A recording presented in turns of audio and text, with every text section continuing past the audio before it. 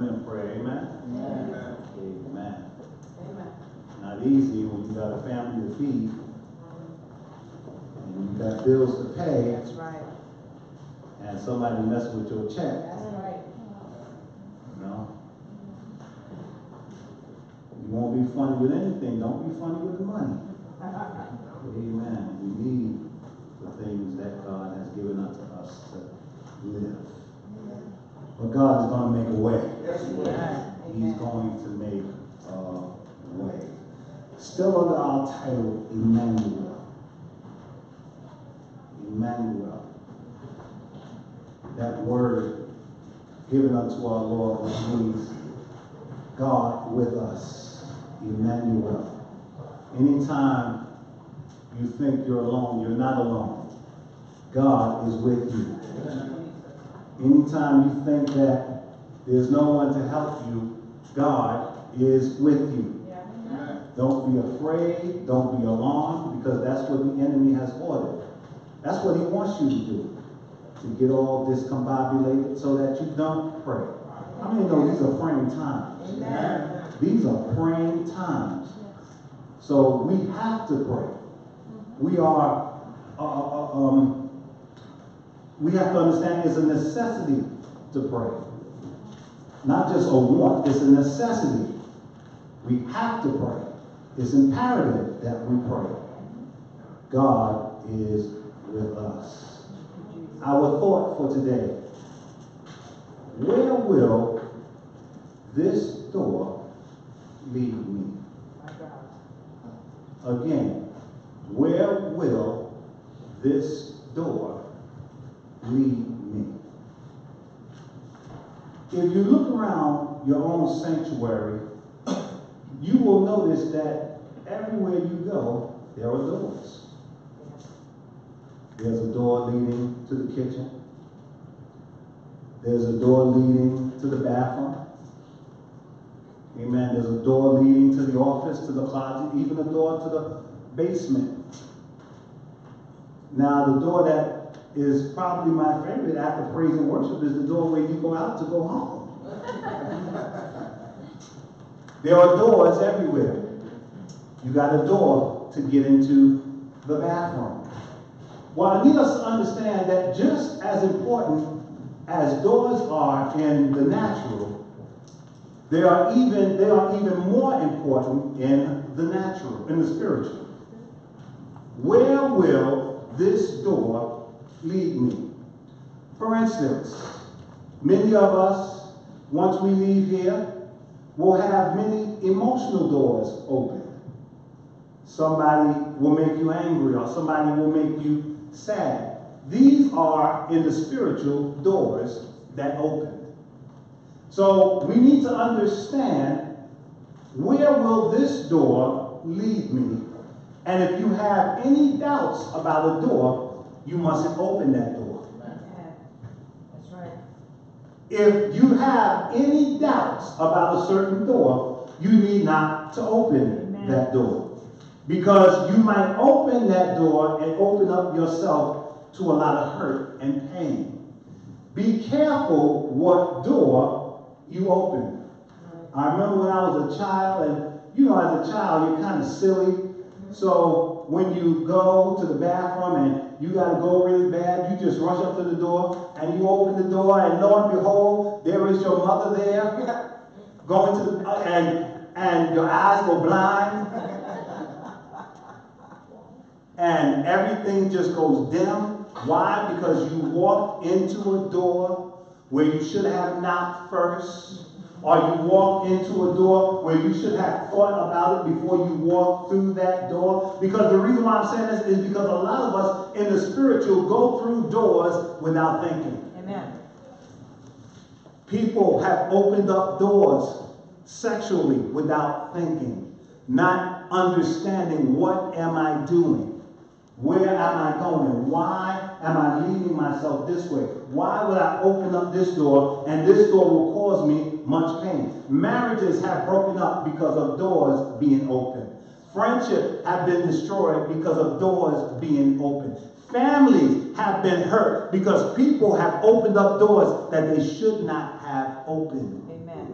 or said something, listen, out of the door of their mouth they should not have said, or said something that entered into the door of their mind that they went on and said without really thinking about, what am I saying? Where will this door lead me?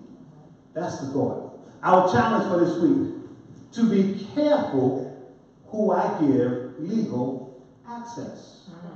Again, to be careful who I give legal access. See, I need you to understand that the enemy is always trying to come in your spiritual doors. Yes, he is. He waits in anticipation, expecting you to open up a door to let him in. He wants you to open that door because he knows that if you open that door, he's going to come in and he's going to sit with you. He's going to talk with you. He's going to tell you things that you want to hear. Why? Because you opened the door. You gave him legal access when you opened the door. You never opened the door for strangers. What do we tell our children? Don't talk to strangers. Don't talk to people they don't know. Don't follow anyone you're not sure of. If you don't know them, run, scream, holler, get away. Because we don't open doors for who? Strangers. Amen. We don't talk to who? Strangers. We don't bother with who? Strangers. Strangers we are not to talk to because strangers, what they call it, stranger danger? You be careful talking to strangers. Right. So you have to be careful who you open the door for because you might open up the door and somebody comes in you don't want in your door. Somebody will come into your emotions that you don't want into your emotions. Somebody will come into your attitude and your moods you don't need there. And try to keep those moods going. Try to keep those attitudes going because this is what the enemy specializes in. Trying to get doors open that will close to him. And I say this to you, to all of you who have come out of struggles like myself. If God has closed a door, don't you dare go open that door. Amen. That's all right. Y'all ain't saying amen, but it's okay. That's right. You don't have to. Because if there was a door that you came out of from struggles, some of you with cigarette habits, some of you with drinking habits, some of you maybe drug habits, some of you maybe a sexual habit. Let me tell you something. Don't open that door. That's right. Because the more you open that door, the harder it becomes to close that door. Because you get attached to what's in that room. You get attached to the things in there. Make sure the door stays closed. That's why it's so hard for people when they're trying to get off drugs. Why? Because they opened up that door and now their body has become accustomed to what has been given. And so now the body wants it and they always got to take it. And they feel that they have to do it in order to feel satisfied. But see, once God delivers you, once God sets you free, whom the Son sets free is free indeed. And God closes that door. You don't open that door for no one because you might not get that door closed again. There's been too many that have died because they opened the door again that God gave them the power and the authority to close. God has given you the key to keeping a door closed. And the key to that door is prayer. Yes. Look around, say it with me, prayer. Prayer. Come on, say prayer, Prayer. closes doors. Close the door. See, I need you to understand something. Before this message is over, you're going to understand this, that prayer closes doors, but prayer opens doors. Amen. How many understand this? Yes. Prayer closes doors, but prayer opens doors. It opens the right doors that you want open, but it closes the doors you need closed. Wow. And once the door is closed, do me a favor. Do yourself a favor. Throw away the key. To the doors that God closed, throw away the key. Don't ask for those keys anymore. Don't ask for those keys. Because if you go looking for those keys, you might find it. And then you open the door. And when you open the door and you walk in, you'll realize, I missed this. Wow. I want to be back in here. And you'll be sorry you ever did. How many know you got to be careful what you buy into? Amen. Me and Pastor was watching one of the funniest movies I ever seen. Old movie. We watched it. Some of y'all probably remember it, called Money Pit. Oh, yeah. With Tom Hanks and Shelley Long. You ever watch that, Money Pit? The funniest movie you've ever seen. An overview. They bought this house that looked good when they walked in it to see it.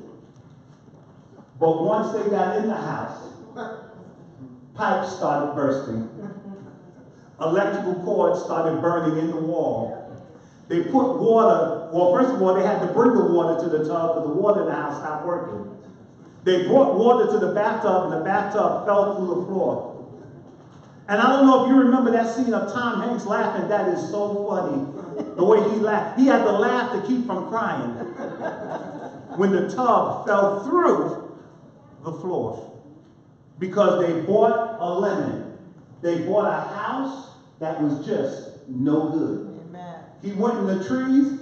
He went to the backyard in the trees and tried to ride on the tree, and the tree fell. That's how bad this tree was in the backyard. Y'all should buy it. Money Pit. Very nice movie. Very good movie to watch just for laughs. But see, that's what happens with a lot of us. We buy into things we should not buy into.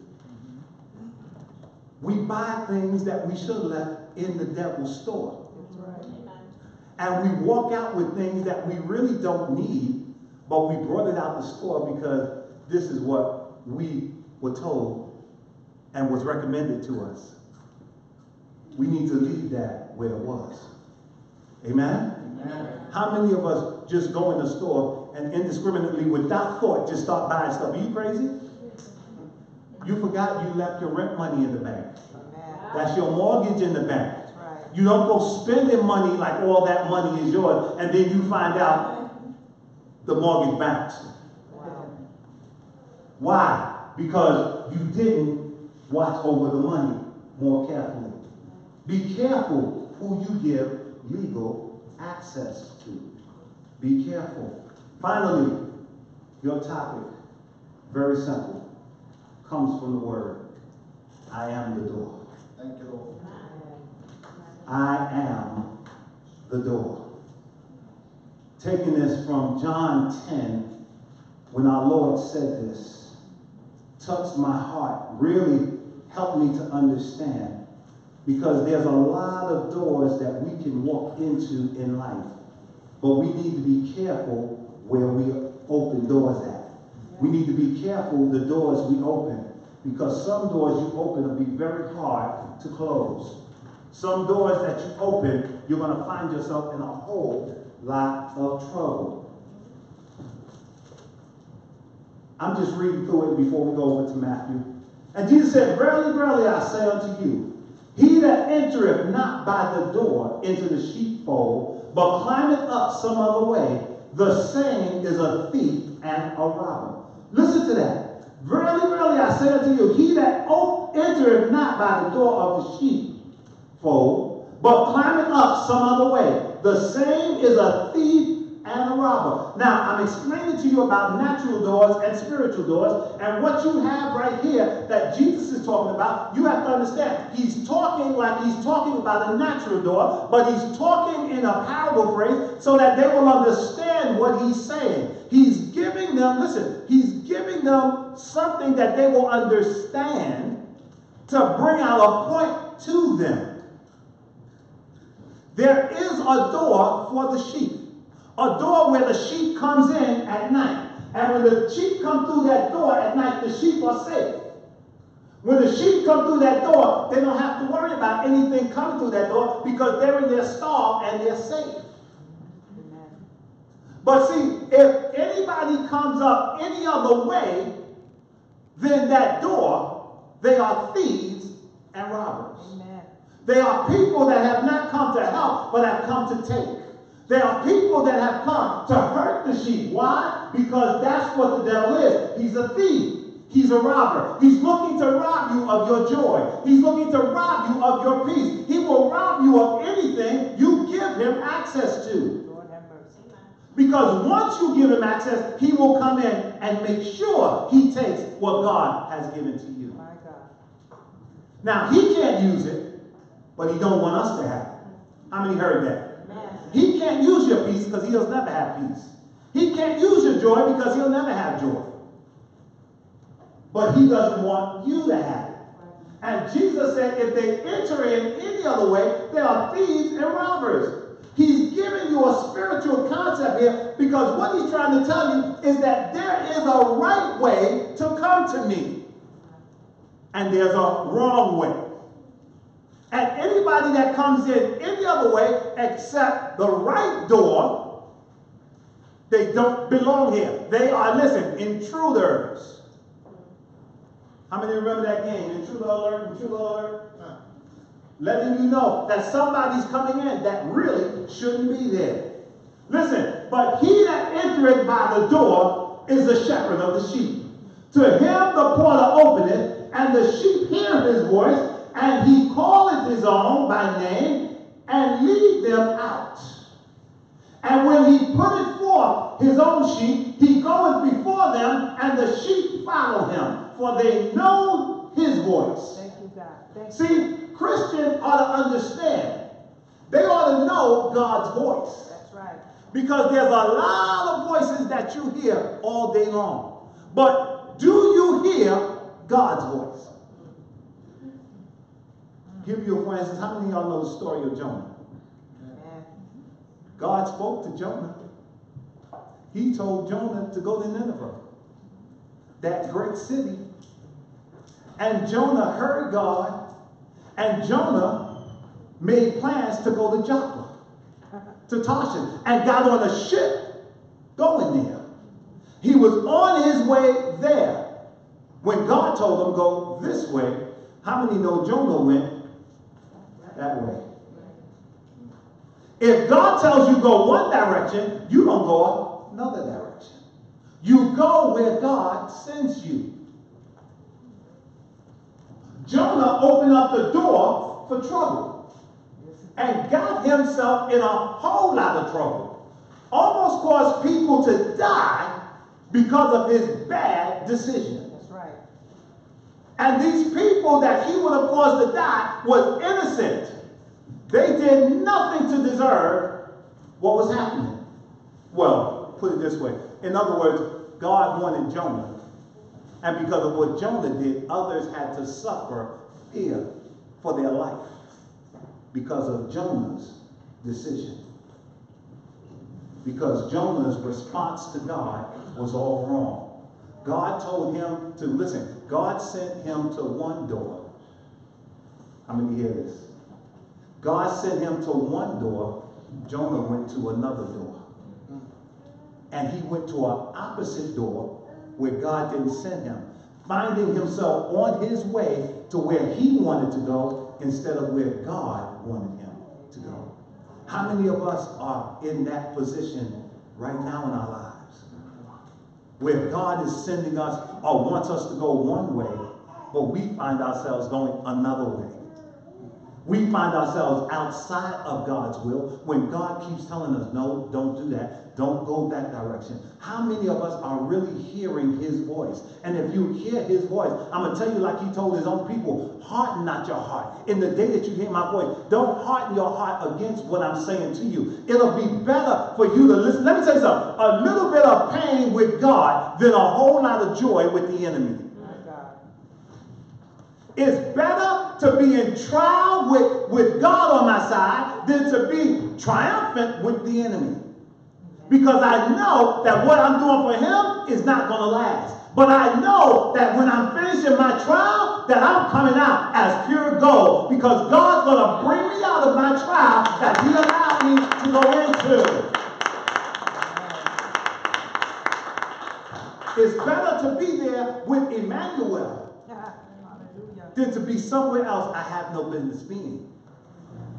These are the things we need to keep in mind. Oh. Verse 5. And a stranger they will not follow, but will flee from him, for they know not the voice of strangers. This parable spake Jesus unto them, but they understood not what things they were which he spake to them. So Jesus had to say, make it plain. Jesus made it plain. And then said Jesus unto them again, verily, verily, I say unto you, listen, I am the door of the sheep. Listen what Jesus said. I am the door of the sheep. Listen, Jesus said, I am your access to the Father. I am your access to the blessings of the Lord.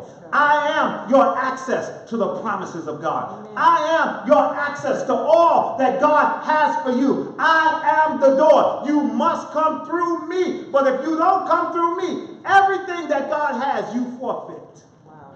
You must come through the door.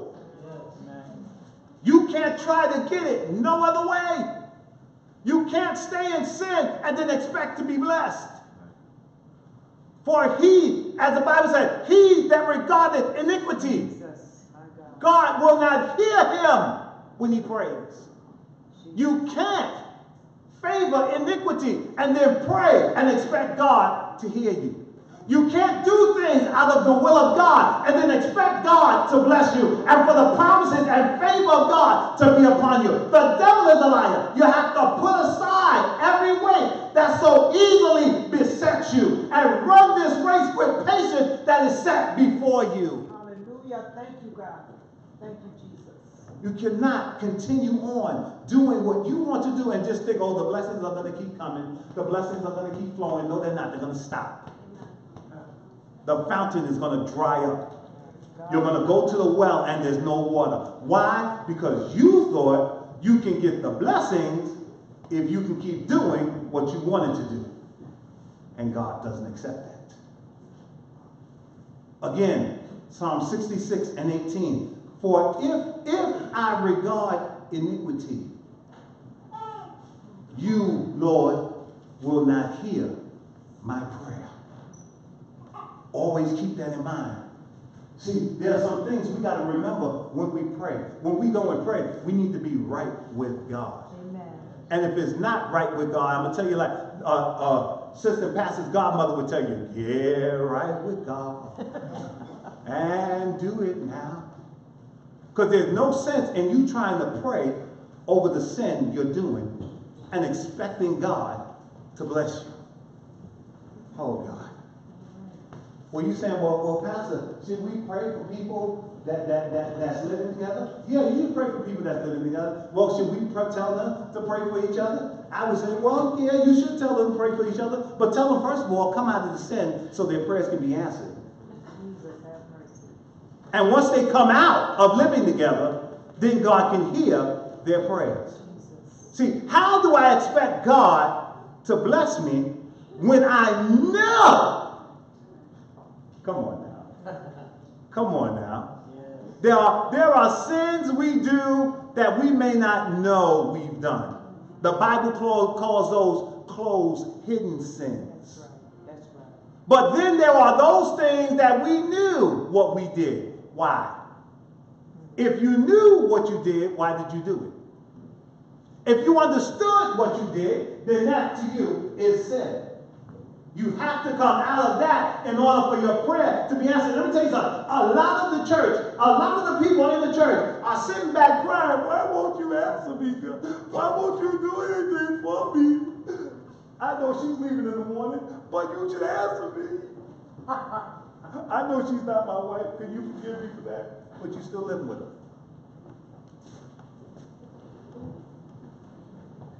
You see the stupidity? See, if you want God to answer you rightly, then you have to respond to him rightly. Come on, say it with me. I got to respond right. I got to respond right. Come on and say it with me. I got to respond to God. I got to respond favorably to his word. Again, verse 7. And he said, and then Jesus said unto them, verily, verily, I say unto you, I am the door of the sheep. All that ever came before me are thieves and robbers, but the sheep did not hear them. Then he says it again. How many know he's confirming this? Amen. He's letting them know, I am the door. By me, if any man enter, and out and find pasture when he comes in the door. And Jesus says, I am the door. Amen. I am the spiritual door.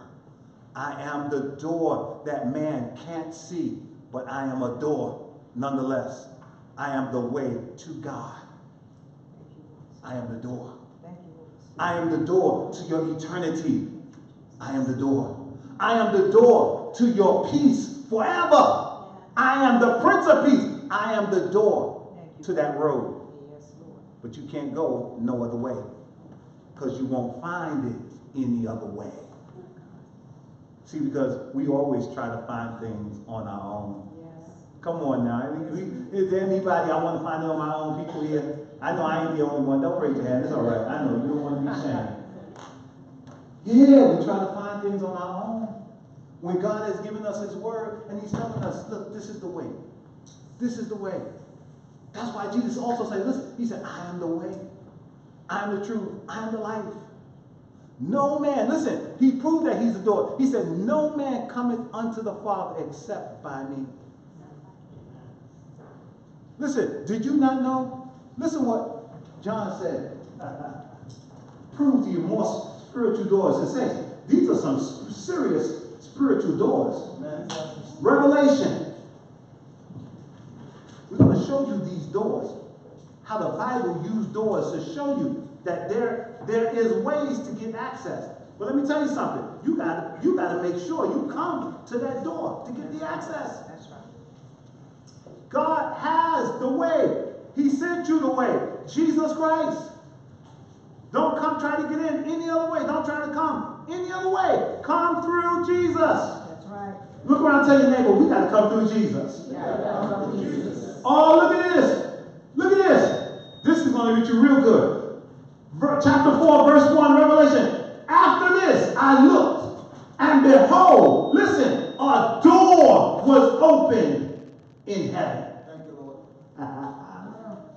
A door was opened in heaven. Do you not know how many people of God I got in here? How many saved people of God filled with the Holy Ghost in this place? It's just Sister Rose. How many people with the Holy Ghost know they're going back to see the Lord?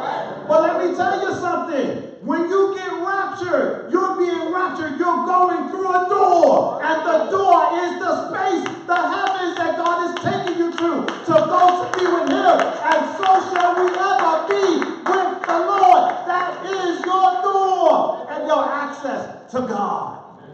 Thank you, Jesus. Thank you, God. Thank you, God. Space is just a door for the Christians. Look at it now. Space is so big we can't even measure it. Oh, well, that planet is 50 billion million so many miles away.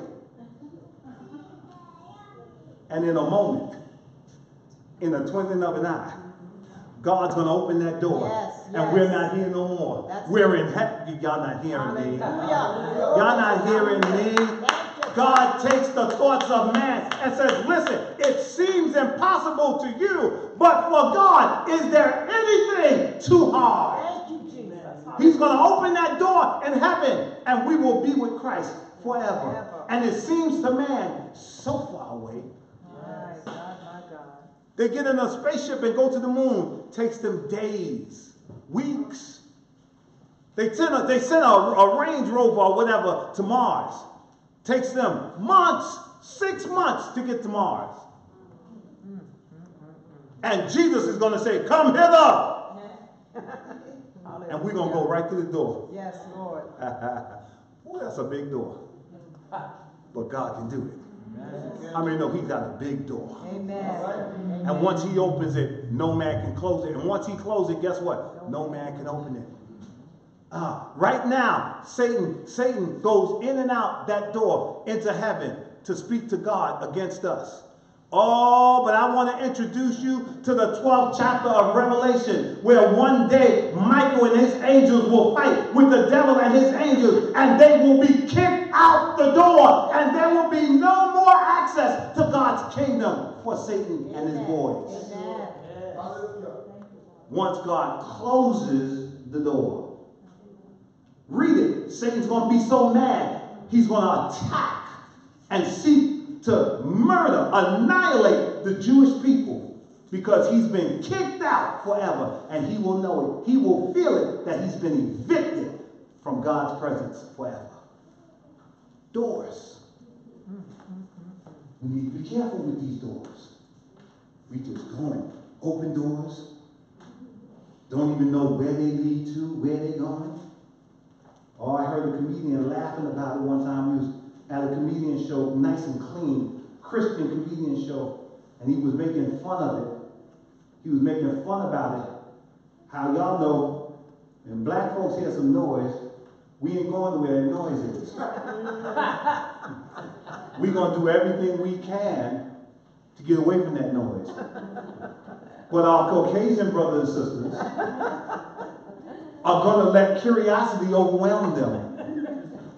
And they're going to go to that door, meanwhile, while we're going away from that door.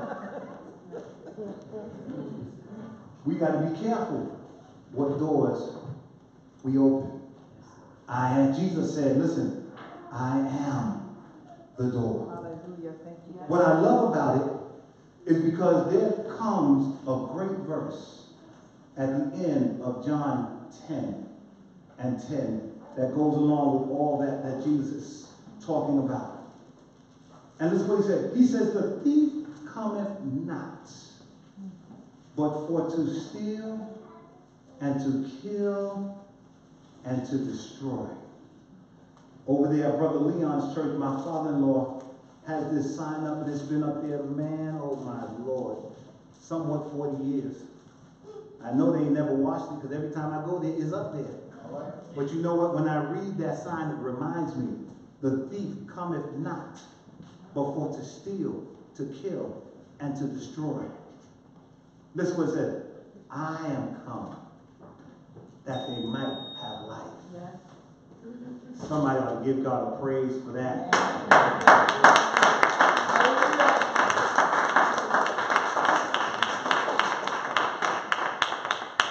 I am come that they might have life.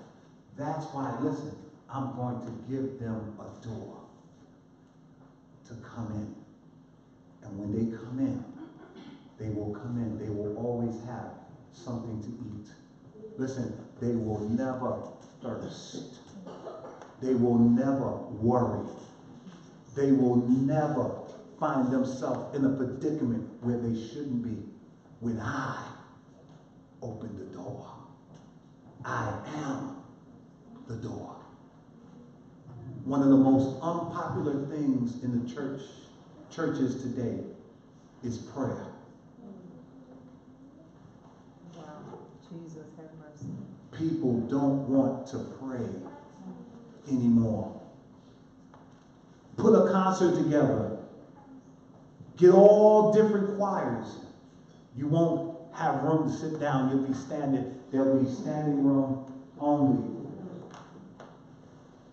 Call a prayer service. Just call a prayer service.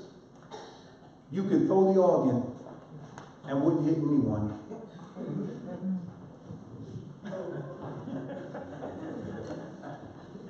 Because there'll be very few people here when you call for a prayer service. But Mt.Olive, I wonder if we can be that exceptional church that God has called us to be. Thank you, God. I wonder if we can be that extraordinary church that God called us to be. That when a prayer service is called, that we understand that prayer is so that God will open doors for us. And when we come to pray, we know that the door is being opened. That financial door is being opened. That healing door is being opened. The door for miracles is being opened. The door that we can't open, God will begin to open. Why? He's responding to our prayer. Because when God's people pray, prayer is the key to everything.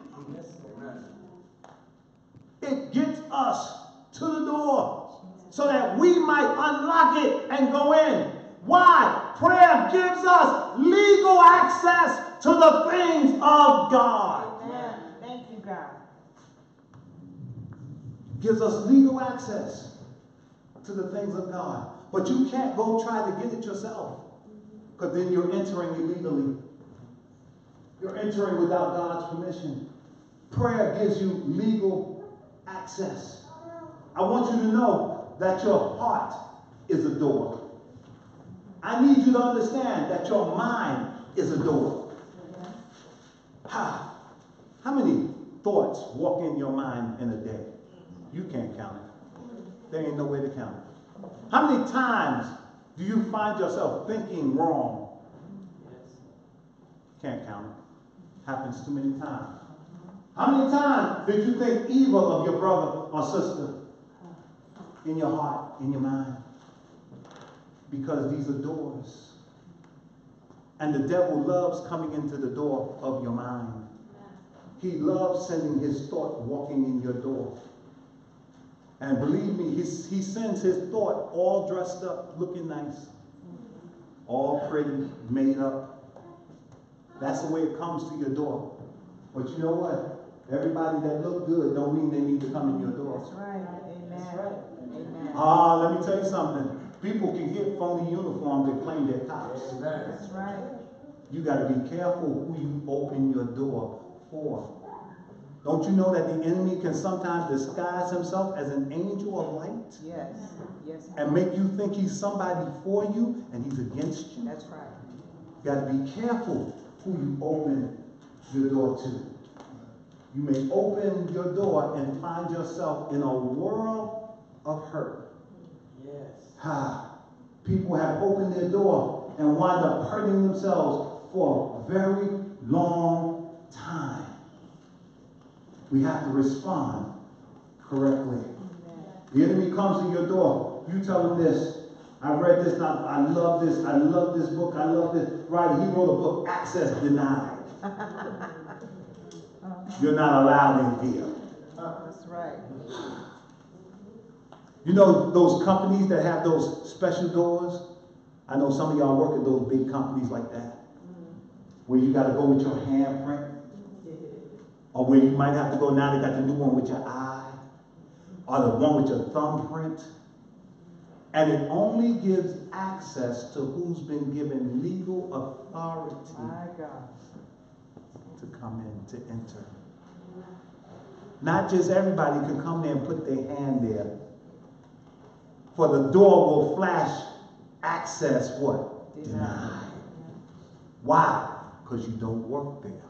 You don't belong there. This is not where you're supposed to be. So you can't get in. Your access has been denied. You will find yourself trespassing in enemy territory when you have been denied access, but you're still trying to get in. I remember one day when we was out in Brooklyn at my father's church, and we went there to see about the church because somebody had tried to break in. Oh no, they did break in, excuse me. We were trying to figure out how in the world did they get in the church because we just couldn't see it. And me and my dad went in the hallway and found out that they took the sheetrock off the wall. Wow. And went through the church that way. Wow. The thief will go through many lengths to get to you. Yes, he will. He will use every resource he has to get to you. That's why every access that's open, you have to close it. Let me tell you something. You may even need to put an alarm on it. You may need to slap a security system. Lord, put a watch over the door of my lips. Lord, put a watch over the door of my mind. You need to slap yourself with an alarm system. Yes, yes. So that when a thought comes in that is not from God, your mind immediately says, no. Amen. Access denied. That's right. But the more access you give the enemy, the more he's going to think that he has legal access to be where he is because you opened the door.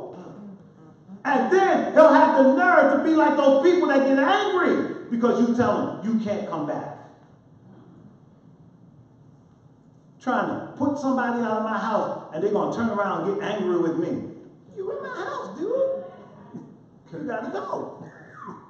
Bye. I'm looking at the mortgage and my name is on it. I'm looking at the bills and say Troy. Your name's not on it. We're not going to go there. Listen. We have to be careful. Do not, if you see a sign, listen, any of you drivers, if you see a sign, say, do not enter. Come on now. Look at how simple this is. The sign says, do not enter. Do you still go through? Come on now. Do we still go through? Do you go through a sign that says, do not enter? Do you go through a street the opposite way and the sign says one way? You know which one I love? I love the ones on the highway, where you're on the highway and you see at a certain part and the sign that says wrong way. And you go anywhere. What's wrong with you? You crazy. You certified. They should just slap a sign, crazy, right on your forehead. So everybody to see you know, he or she ain't got good sense. Because the sign said wrong way, but you still went in anyway. Well, saints, let me tell you something. This is what happens in our spiritual life.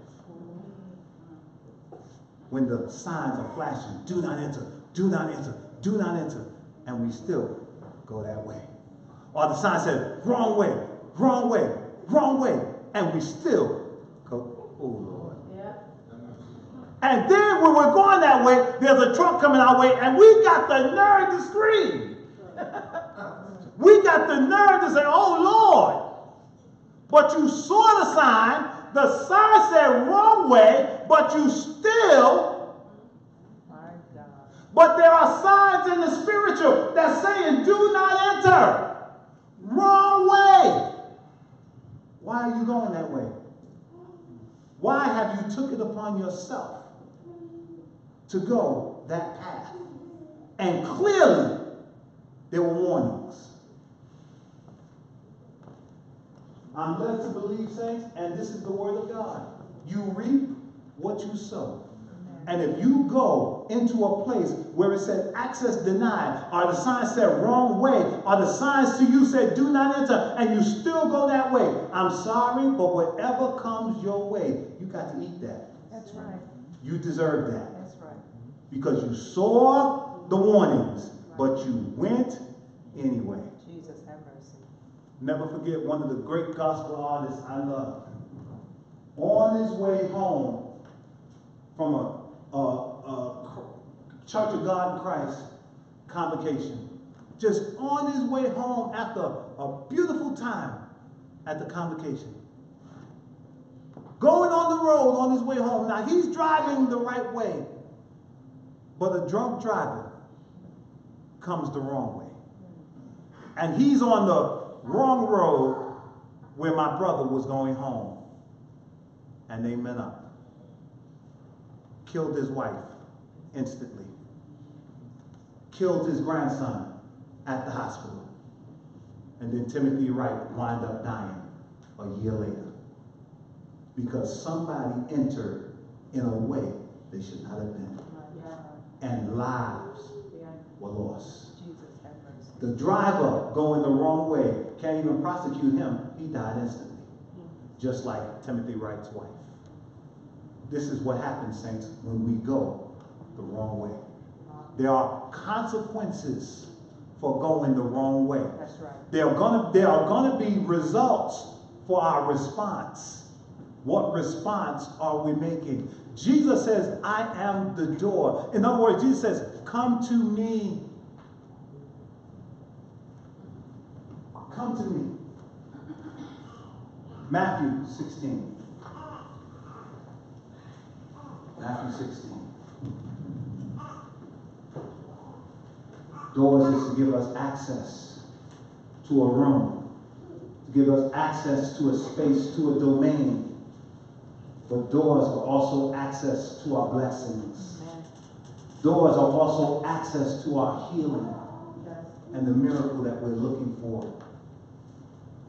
But we got to be right. We got to be ready at that door to open that door. Matthew 16, beginning at the 15th verse. And it says, the 13th verse, Matthew 16. When Jesus came into the coast of Caesarea Philippi, he asked his disciples, saying, I need you to understand, this is revelation time. Say with me, it's revelation time. It's revelation time. See, every time you come to church, it's to get a revelation from God. See, we come to church, we hear the songs, we come to church, we dance and we praise God, but I need you to understand that you're here for a reason. You're here to worship God. You're here also to get a revelation. Amen. That revelation should help you do better in your life. And once you get that revelation, you should never be the same ever again. Amen. As that preacher me and my wife used to watch, he used to always say, healed, delivered, and set free. When you leave here, you should never be the same ever again. Why? Because you come here to get a revelation. A revelation about you. Don't be afraid of the truth. Receive it. Accept it. And yes, it hurts, but it's good for you. That's right. How many know spinach don't taste good? How many of you know milk don't taste good? I don't know about y'all, but I don't like water all that much. I much prefer a ginger ale. I like a ginger ale. But you know what? I need some water. I cannot deny myself of some water. If I do, I will find out sooner or later. When I'm going to the bathroom and I'm running, or I'm telling y'all call the fire department, but there ain't no fire. It's revelation time. Jesus always asks a question, eventually to reveal truth. And he says, whom do men say that I, the Son of Man, am? Son of Man designates his obvious identification with them because he was in a body of flesh. So he identified with them. See, in order to save us, you got to be prepared for this.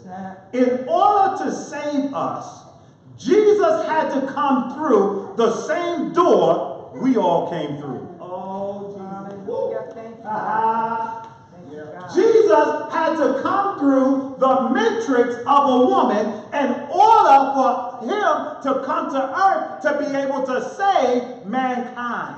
Amen. He had to come through the door of Mary. Hallelujah. Thank you, God.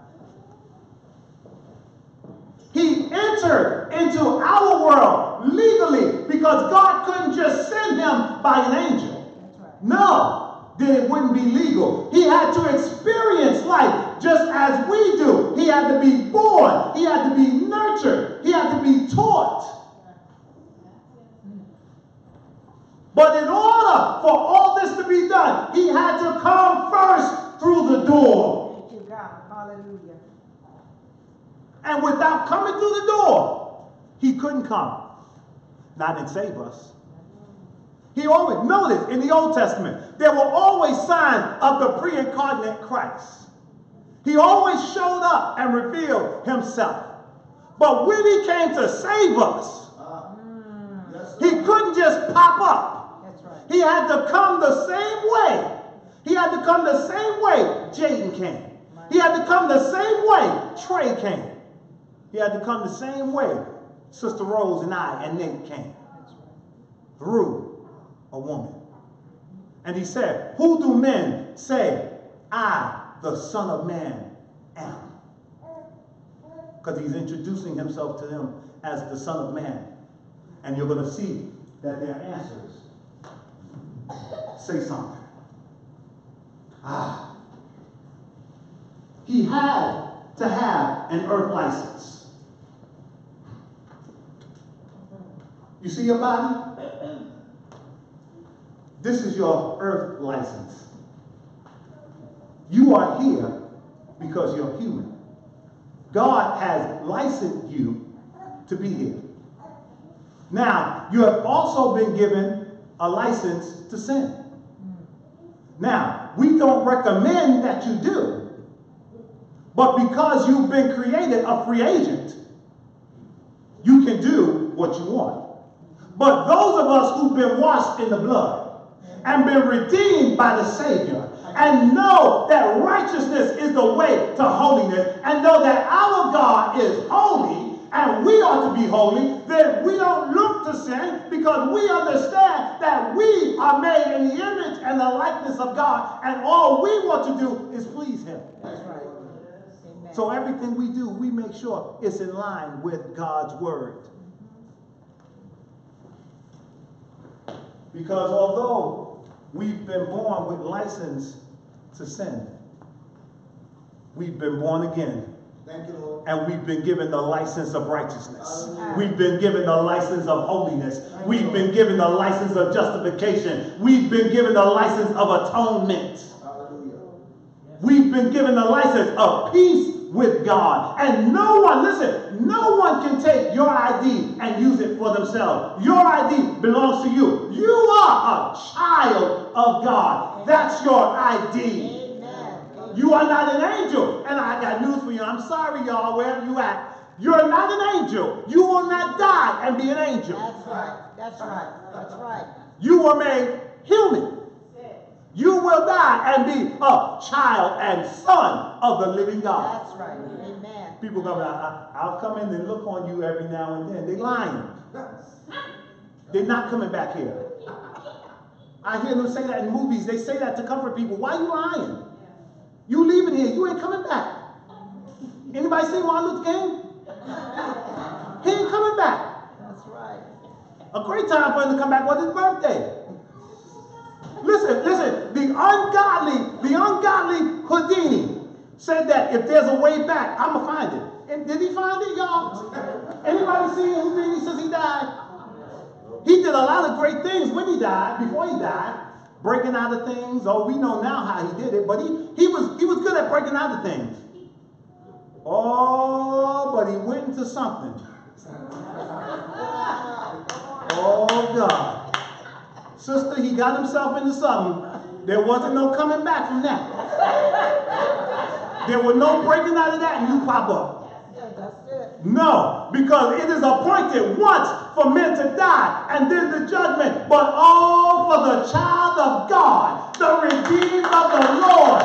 The Lord shall come with a shout and the voice of an archangel, and the dead in flesh shall rise, and he that is alive and remain shall be caught up, and so shall we ever be with the Lord. We will come back. That's it. Hallelujah. Thank you, God. Houdini never made it back. So it must not mean there's a way to get back. I guess he's still groping for the door. But he did not understand that's an eternal door. That's right. That's why Lazarus told the rich man when he was with that great gulf between them in Luke 16, he said, I cannot go to you and you cannot go to me. We cannot come to each other. We done crossed paths in life for the last time. You not coming here. Because there's certain doors you go through. You don't come back. Amen. Amen. This is how important this message is. Because you have to understand, you open doors, you better know what you're opening. Why not open the door God has left for you? Amen. And that door is Jesus. And every time you pray, you're opening the door to God. Hallelujah. Thank you. That's why John said, and I looked up, and there was a door in heaven. And you know what was said to him from that door? Come up hither. And John said, and I was in the Spirit. And God took him through the door. Y'all gonna appreciate this when y'all get home. You're gonna appreciate this when you get home. And they said, some said, thou art John the Baptist. Some, Elias, meaning Elijah. Others, Jeremiah, or one of the prophets. Now, I'm getting you to see what's in line with what Jesus said. Because Jesus said, who do men say I, the Son of Man, am? And they're giving him all Son of Man answers. John the Baptist, Elijah, Jeremiah, one of the prophets. They're giving him men. Because these are who the people suspect you are. They suspected that you have died and come back. Amen. Jesus knew that couldn't happen. Because it wasn't time to die and come back. Yes, Lord. Because, listen, he knew it wasn't time to come back because the way back was standing before them. Hallelujah. So if he's here, there was no way the dead can come back. Thank you, God. And he had to make the way for these guys to come back. That's it. So all their answers are wrong. They were said with good intentions, but your answers, they don't add up. My God. These guys are dead and cannot come back. But what? Oh, are they dead? They just can't come back. Not yet. Yeah, oh, don't let me preach this. That's all right. That's all right. It's not time for them to come back yet.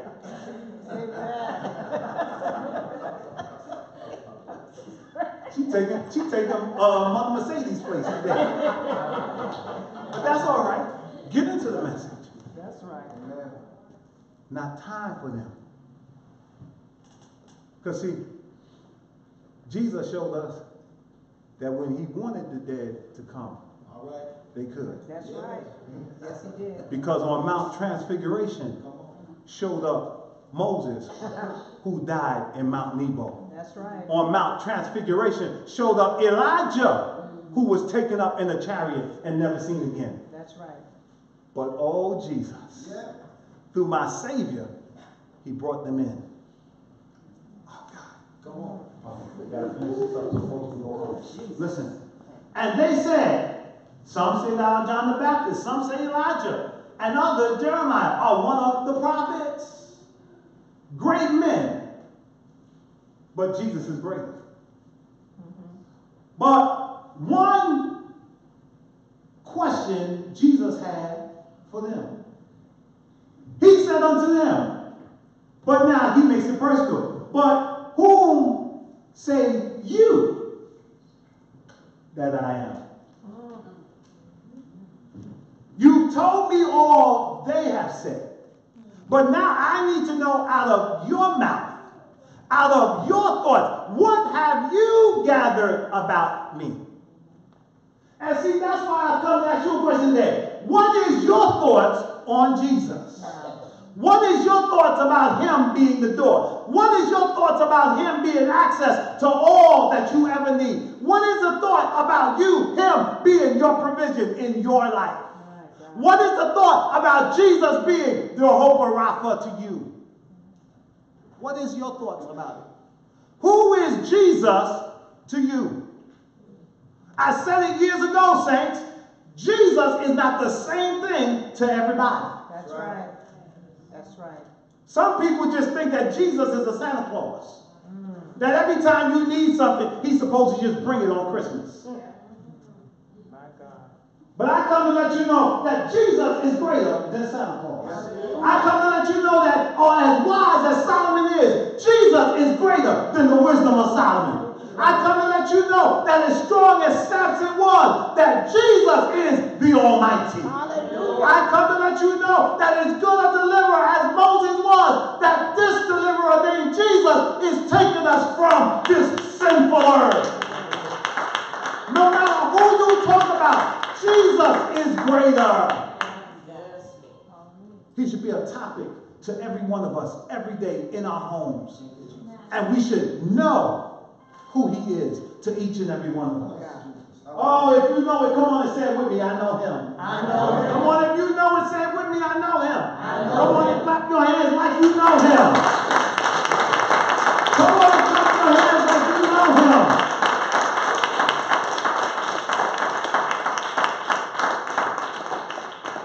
I love this because now what Jesus said, Jesus said, okay, let's get all the hearsay. We done got all the hearsay out the way. We done heard what everybody else's opinion was. Now I'm interested. What do you think of me? What do you say about me? When somebody asks you that question, what do you say to them? Who is Jesus? What do you say to them? Do you say he's my Savior? He's my Lord? He's the God of heaven and earth? He's the only begotten of the Father? He's the only way to God? He is the door to heaven? He is the way from hell? He is the way out of what you're going through? He is the way out of your financial dilemma? That he is the deliverer? That he is my help? That he is my strength? That he is my protector? Yes. What is Jesus to you? He should be everything. He is the door. He is access to everything that God has for us. Thank you, Jesus. Everything. Even in talking with Brother Paul, and when Paul asked God to take something away from him, God told him, he said, my grace is sufficient for your needs. In other words, I'm not taking away your problem, but you can handle it because you got my favor upon your life. Amen. I come to let you know that you as a child of God, you have God's favor on you, that you can make it through what you're going through. Even if God doesn't bring you out, you have God's grace. You have God's mercy. You have God's love. You have God's support. You have God's word. You can pray to your Heavenly Father and he will help you. He's not going to take everything from you. He's not going to do it. But he will give you strength to bear it.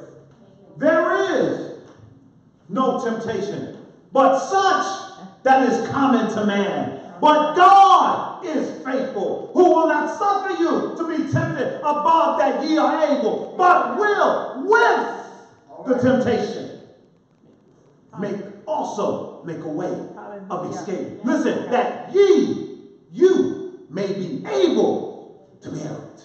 Thank you, God. He might not take it, but he'll give you strength to bear it. He's not going to take your cross from you, but he's giving you the strength and the power and the authority to carry it. If any man will follow me, let him pick up his cross, deny himself, and what? Follow me. He's not going to take your cross. He's going to make you carry it. Like he carried his. Look around, tell your neighbor, he carried his.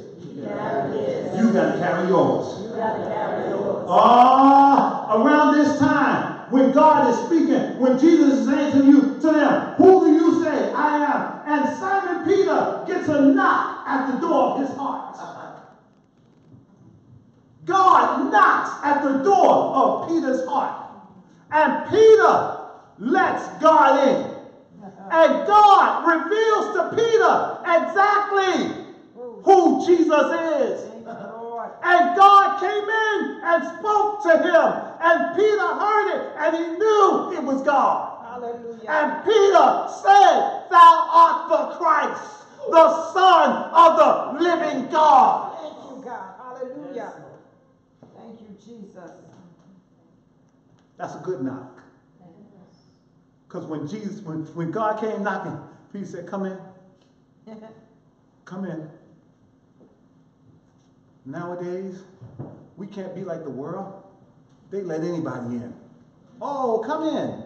Oh, yeah, come on. Oh, you too. Come on, bring your family. Come on, bring the thieves, bring the robbers. Come on, bring them in. Oh, that's all right. He used to murder.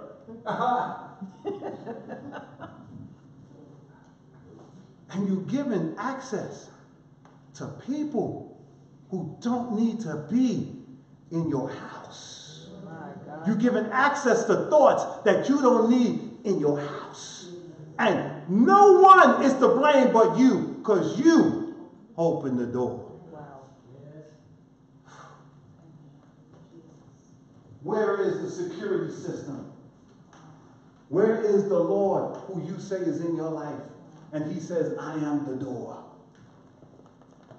The only one who should come in your door is the one who has the password. Say, what's the password? Jesus.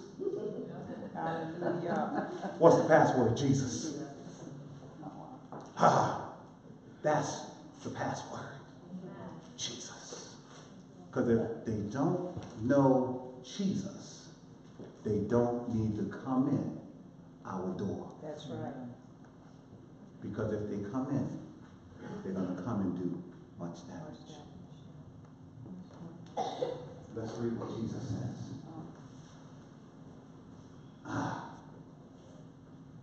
Thou art the Son of the living God. In other words, he's telling them, you are heir to the throne. You are prince of the Creator. You are the connected one to the everlasting, to the eternal, to the immortal, to the invisible, to the omnipotent, to the omnipresent, to the omniscient King. And Jesus answered and said unto him, Blessed art thou, Simon Bar-Jonah, for flesh and blood has not revealed it unto thee, but my Father which is in heaven. And I say unto thee, thou art Peter, and upon this rock I will build my church. Listen, and somebody say, and the gates. And the gates. The doors. Somebody say, and the gates. And the gates. The doors. Hallelujah. The doors of hell shall not prevail against it. This is my people. This is my church. This is not for Satan. He will not prevail. And though he try, he will lose every time. The doors of hell shall not prevail against what I'm going to do. The church will be born. There will be a Pentecost. There will be a Jubilee. Thank you, Lord. Yes. For you can't stop this. Thank you, Jesus. Long before MC Hammer, Jesus already said, you can't stop this. Y'all think it's funny? That's what he said. He said, upon this rock I shall build my church, and the gates of hell shall not prevail against it. You're a child of God. Jesus is the door. I am the door. Come on and stand with me.